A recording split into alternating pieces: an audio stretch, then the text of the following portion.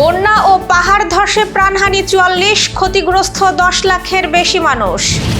জাতীয় বিশ্ববিদ্যালয়ে বড় পরিবর্তন আসছে, সেমিস্টার পদ্ধতি ও ট্রেড কোর্স। ফল ফাঁসের ঘটনার পর আজ দুপুরে প্রকাশ হচ্ছে প্রাথমিক বৃত্তির ফল। স্থানীয় নির্বাচনে ভোট কেন্দ্র নির্ধারণের সময় বাড়ানোর সিদ্ধান্ত। ভোলায় এইচএসসি পরীক্ষা শেষে কেন্দ্রে ভাঙচুর, নকলের সুযোগ না পাওয়ার অভিযোগ। দর্শক, গ্রামের কাগজের সকালের সংবাদে আপনাকে স্বাগত। আপনাদের সাথে আছি আমি স্বপ্না দেবনাথ। শুনছিলেন প্রধান শিরোনাম, এছাড়াও রয়েছে রাশিফল। এবার চলুন যাওয়া যাক মূল আয়োজনে। দেশের দক্ষিণ পূর্ব ও উত্তর পূর্বাঞ্চলের 7 জেলায় টানা বৃষ্টি, পাহাড়ি ঢল ও পাহাড় ধসে মৃতের সংখ্যা বেড়ে 44 জনে দাঁড়িয়েছে। দুর্যোগ ব্যবস্থাপনা ও ত্রাণ মন্ত্রণালয়ের তথ্য অনুযায়ী এই দুর্যোগে ক্ষতিগ্রস্ত হয়েছেন 10,22,000-এর বেশি মানুষ এবং পানিবন্দী হয়ে পড়েছেন প্রায় 2,68,000 পরিবার। সবচেয়ে বেশি প্রাণহানি হয়েছে কক্সবাজারে, যেখানে বন্যা ও পাহাড় ধসে মারা গেছেন 23 জন। এছাড়াও চট্টগ্রামে 11 জন, বান্দরবানে 6 জন, রাঙামাটিতে 3 জন এবং মৌলভীবাজারে 1 জনের মৃত্যু হয়েছে। প্লাবিত হয়েছে 58টি উপজেলার 386টি ইউনিয়ন ও 11টি পৌরসভা। দুর্গত মানুষের জন্য 1131টি আশ্রয় কেন্দ্র খোলা হয়েছে। সেখানে আশ্রয় নিয়েছেন 44,000-এরও বেশি মানুষ। সরকার দুর্গত জেলাগুলোতে চাল, নগদ অর্থ ও শুকনো খাবার সহ জরুরি ত্রাণ বরাদ্দ দিয়েছে। তবে অনেক এলাকায় সড়ক যোগাযোগ বিচ্ছিন্ন থাকায় ত্রাণ পৌঁছাতে এখনো চ্যালেঞ্জ তৈরি হচ্ছে। পরিস্থিতি মোকাবেলায় স্থানীয় প্রশাসন ও দুর্যোগ ব্যবস্থাপনা মন্ত্রণালয় সার্বক্ষণিক সমন্বয় করে কাজ করছে। জাতীয় বিশ্ববিদ্যালয়ের শিক্ষা ব্যবস্থায় আসছে বড় পরিবর্তন। চাকরির বাজারে চাহিদা বিবেচনায় বর্ষভিত্তিক পরীক্ষার পরিবর্তে আগামী 2 বছরের মধ্যে সেমেস্টার পদ্ধতি চালুর প্রস্তুতি নিচ্ছে বিশ্ববিদ্যালয় কর্তৃপক্ষ। একই সঙ্গে পরিবর্তন করা হচ্ছে সিলেবাস ও কারিকুলাম। চালু হবে freelancing, digital marketing, data science, hospitality management, care giver সহ বিভিন্ন ট্রেড কোর্স।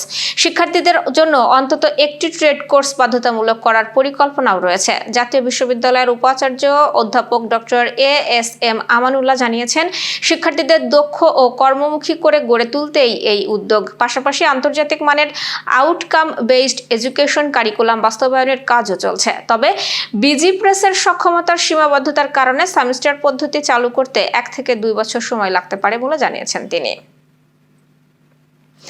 নানা জটিলতা ও ফল ফাঁসের ঘটনার পর অবশেষে 2025 সালের প্রাথমিক বৃত্তি পরীক্ষার ফল আজ রোববার প্রকাশ করা হবে। এই উপলক্ষে দুপুর 12টায় রাজধানীর আন্তর্জাতিক মাতৃভাষা ইনস্টিটিউটে সংবাদ সম্মেলনের আয়োজন করেছে শিক্ষা মন্ত্রণালয়। অনুষ্ঠানে ফল ঘোষণা করবেন শিক্ষামন্ত্রী আ.ন.ম এহসানুল হক মিলন। এর আগে গত বৃহস্পতিবার ফল প্রকাশের কথা থাকলেও নির্ধারিত সময়ের আগেই ঢাকা বিভাগের কয়েকটি জেলার ফল অনলাইনে ছড়িয়ে পড়ে। এই ঘটনায় প্রাথমিক শিক্ষা অধিদপ্তরের এক কর্মকর্তাকে সাময়িক বরখাস্ত করা হয়েছে এবং 3 সদস্যের তদন্ত কমিটি গঠন করা হয়েছে। 3 বছর বন্ধ থাকার পর 2025 সালে আবারও প্রাথমিক বৃত্তি পরীক্ষা অনুষ্ঠিত হয়। এবার মোট 82,500 শিক্ষার্থী বৃত্তি পাবে। এর মধ্যে 33,000 শিক্ষার্থী মেধাবৃত্তি এবং 49,500 শিক্ষার্থী সাধারণ বৃত্তি পাবে। স্থানীয় সরকার নির্বাচনে ভোট কেন্দ্র নির্ধারণের সময় বাড়ানোর সিদ্ধান্ত নিয়েছে নির্বাচন কমিশন। এক্ষেত্রে ভোট গ্রহণের 15 দিন পূর্বের পরিবর্তে এখন 25 দিন পূর্বে ভোট কেন্দ্র চূড়ান্ত করা হবে। ইসি এই তথ্য জানিয়েছে। প্রতিষ্ঠানের নির্বাচনে ভোট কেন্দ্র স্থাপন ও ব্যবস্থাপনা নীতিমালা 2025 সংশোধন করে এমন সিদ্ধান্ত চূড়ান্ত করা হয়েছে। নীতিমালা সংশোধনীতে বলা হয়েছে, আগে জেলা পরিষদ ও উপজেলা পরিষদ নির্বাচনের ভোট কেন্দ্রের তালিকা ভোট গ্রহণের 15 দিন আগে চূড়ান্ত করতে হতো। এখন তার পরিবর্তে 25 দিন পূর্বে চূড়ান্ত হবে। ইসি কর্মকর্তারা জানিয়েছেন, সিটি কর্পোরেশন, পৌরসভা ও ইউনিয়ন পরিষদ নির্বাচনে আগে থেকেই 25 দিনের বিষয়টি ছিল। তাই জেলা পরিষদ ও উপজেলা পরিষদেও একই রকম নীতিমালা করা হয়েছে। ভোলার চরফ্যাশন উপজেলার ফাতেমা মতিন মহিলা কলেজ কেন্দ্রে এইচএসসির আইসিটি পরীক্ষা শেষে শনিবার একদল পরীক্ষার্থী নকলের সুযোগ না পাওয়ার অভিযোগে বিক্ষোভ ও ভাঙচুর চালায়। বেলা 1টার দিকে 2 শতাধিক পরীক্ষার্থী কেন্দ্রের প্রধান ফটকের সামনে জড়ো হয়ে স্লোগান দিতে থাকে। তারা কলেজে ডিম নিক্ষেপ করে এবং 2টি গেট ভেঙে ভেতরে প্রবেশ করে অধ্যক্ষের কক্ষের জানালার গ্লাস ভাঙচুর করে। খবর পেয়ে পুলিশ ঘটনাস্থলে পৌঁছে কাঁদুনে গ্যাস নিক্ষেপ করে পরিস্থিতি নিয়ন্ত্রণে আনে। পরে উপজেলা প্রশাসনের সহযোগিতায় পরীক্ষার উত্তরপত্র নিরাপদে পোস্ট অফিসে পাঠানো হয়। প্রশাসনের দাবি, প্রশ্ন কঠিন হওয়া এবং শিক্ষকদের সহযোগিতা না পাওয়ায় ক্ষুব্ধ হয়ে কিছু পরীক্ষার্থী এ ঘটনা ঘটায়। এ ঘটনায় লিখিত অভিযোগ পেলে আইনগত ব্যবস্থা নেওয়া হবে বলে জানিয়েছে পুলিশ। দর্শক, এবার চলুন জেনে নিই কেমন যাবে আপনার আজকের দিন, অর্থাৎ 12 জুলাইয়ের রাশিফল। মেষ রাশি, আজ কোনো ব্যবহারের জন্য ব্যবসায়ের ক্ষেত্রে বিবাদ বাধতে পারে। ব্যবসায়ে বিশেষ লাভের শুভ যোগও দেখা যাচ্ছে। বৃষ রাশির বাড়িতে সবাই খুব সতর্ক থাকুন, চুরির ভয় আছে। আজ অর্থনৈতিক সমস্যার সম্মুখীন হতে হবে এবং আপনার দ্বারা যে কাজ সম্ভব নয় সেদিকে যাবেন না।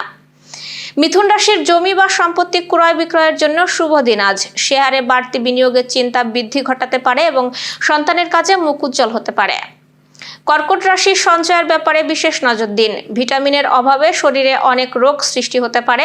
আত্মীয়দের সঙ্গে সাক্ষাতের সুযোগ পেতে পারেন। সিংহ রাশির সকালের দিকে পেটের সমস্যা বাড়তে পারে। শরীরের কোথাও আঘাত লাগার সম্ভাবনা আছে এবং সংসারে আর্থিক টানাপোড়েন থাকলেও তা মিটে যাবে। কন্যা রাশির মাথা গরম করার ফলে হাতে আসা কাজ ভেস্তে যাবে। পিঠে ব্যথার সমস্যা হবে। আজ সারাদিন অক্লান্ত পরিশ্রম করলেও আর্থিক অবস্থার খুব একটা উন্নতি হবে না। তুলা রাশি, আজ সারাদিন ব্যবসা গতানুগতিকভাবেই চলবে। ভাই বোনদের কাছ থেকে ভালো সাহায্য পেতে পারেন এবং দাম্পত্য সম্পর্কে উন্নতির যোগ রয়েছে। বৃশ্চিক রাশি, উচ্চশিক্ষার ভালো যোগ আছে। বাড়ির সকলকে নিয়ে ভ্রমণেরও যোগ রয়েছে। বিদ্যুৎ সংক্রান্ত জিনিস থেকে একটু সাবধান থাকুন। আজ খুব বুঝে না চললে অর্থ ব্যয় হতে পারে। ধনুরাশি, অতিরিক্ত দৌড়ঝাঁপ করার ফলে শারীরিক অসুস্থতা আসবে। অসৎ কোনো লোকের জন্য আপনার বদনাম হতে পারে। মকর রাশির, আজ কারো কুপ্রভাবে সংসারে অশান্তি হতে পারে। সামাজিক সুনাম বা প্রতিপত্তি লাভের যোগ আছে। হারানো কোনো জিনিসও উদ্ধার হতে পারে। কুম্ভ রাশির, আজ অবাক করে দেওয়ার কোনো সুখবর আসতে পারে। কাউকে টাকা ধার দেবেন না। তর্ক বিতর্ক বিশেষভাবে এড়িয়ে চলুন। মীন রাশির, আগের দিনের থেকে ব্যয় বাড়তে পারে। সম্পত্তি নিয়ে সমস্যা মিটে যেতে পারে। সংসারের শান্তি বজায় থাকবে এবং অপরের উপকার করতে গিয়ে বিপদ আসবে।